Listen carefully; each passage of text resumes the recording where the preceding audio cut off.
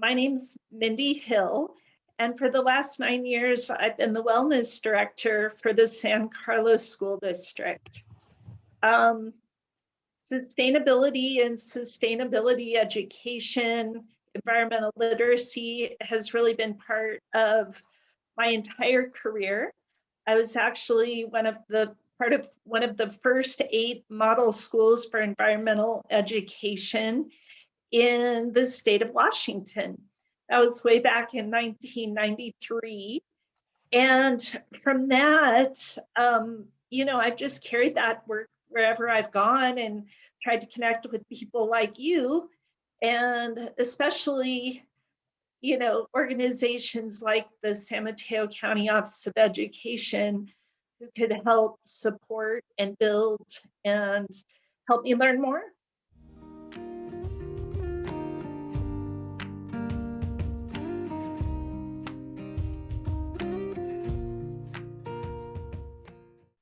Being in kind of the wellness stream of things in the district, I really had to seek out where things were naturally occurring, where there was some organic synergy, and then build on that.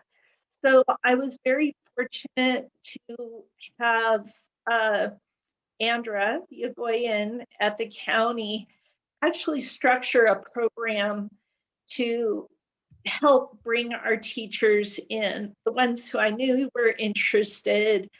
And then I leveraged other grants, like especially our Safe Routes to School grant, to help garner funding so that we could get people like our Climate Corps fellows.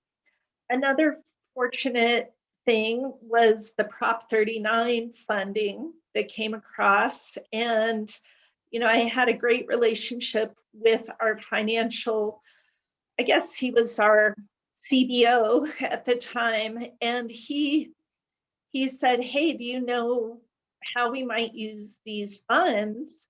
And he was very much interested in not only making our buildings more uh, green, but also making sure that we could start embedding this in our curriculum. So from that funding, we were able to hire a energy manager. His name is Adam Lokar, and Adam worked with us for, I believe, 3 years, not only installing all of our energy upgrades, and which included solar, but also helping me write our Green Ribbon Schools application. And from that, we were really able to come up with action plans for how we wanted to move sustainability and environmental literacy along throughout all of our schools. From that, we were able to connect with PG&E, and they were very interested in piloting a sustainability dashboard or an energy dashboard. So one of our Climate Corps fellows helped us put in all the data to get that going. The county, or excuse me, City and County Association of Governments, CCAG, has been partnering with Andra and with me on a variety of projects at the county level. And they asked if we would be up for being kind of a pilot district to model a resilient schoolyards program. So they went out, they got $100,000, and they were able to hire really the best people in the world who could help us with this. They got, and I'm spacing the name of Lisa Howard, is the direct. Baytree Designs won the contract, and Baytree Designs is led by Lisa Howard, but it was co-founded by Sharon Danks, who runs the Green Schoolyards America program. So now San Carlos is about to embark on concept plans a whole planning process whereby teachers and students, parents, community members, administrators will all be engaged to envision the very best possible built environment outdoors for learning and for human development, and draw up concept plans that then our district can go out to the community with and say, hey, this is what we want to do. This is what it would look like. This is the type of curriculum that could be taught. Um, and please vote for this bond that might support this work. In addition, it might help us with other grant funding that would directly support teachers in their classrooms with sustainability projects that they want to move forward. And so, like I said, I stay tuned for information about that. I think it's a very culminating example of the partnerships and the networks that I've been fortunate to be a part of in San Mateo County. And it also hopefully will paint a picture of possibility for the future.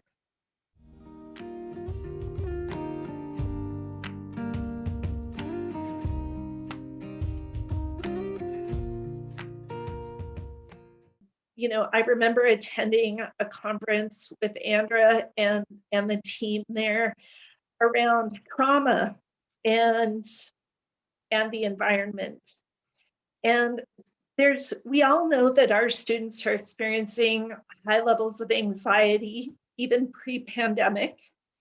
A lot of that anxiety is around, concern for their future, their literal future on this planet. And the tools that Elsie created so that teachers could understand how to support students' mental health and create solutionary approaches to help their students become active participants in solutions was really, really powerful. Another great intersection was when Andra helped our 4th and 5th grade curriculum teams or literacy teams develop literacy units that had an environmental thread. It wasn't even always the primary focus, but that had a meaningful environmental thread that they could tap into throughout their curriculum. That not only built a lot of trust in our staff and the county office and actually my role, but it expanded their view of how they could teach literacy in an integrated way without it feeling like, oh, now they're adding one more thing to my plate. Now they're expecting me to teach X, Y, and Z on top of a full alphabet.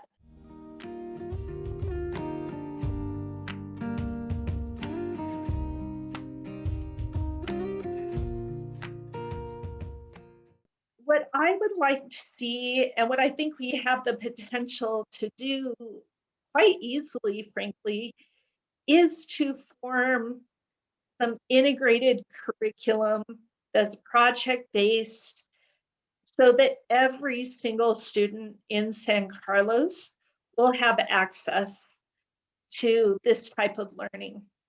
I think we not only owe that to our students who are growing up and will be leaders in our world on this planet that is in somewhat peril, that every single student needs to have the tools to really lead with.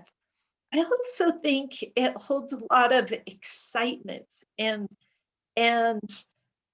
passion, and it's a topic that is not hard to get students on board. They're very intrinsically connected with nature. They want to learn outside. They can quickly adapt to the rules and structures for outdoor learning. Um, and there's supports for teachers to figure out how to kind of reframe the things that they used to do inside four walls and bring some of that outside. But even that piece of the day that is inside, I feel like there's a thread of environmental literacy and sustainability that can run through every aspect of curriculums.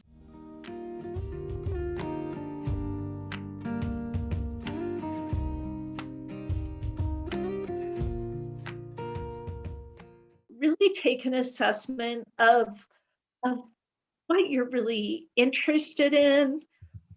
Maybe it is literature. Maybe it is social emotional growth.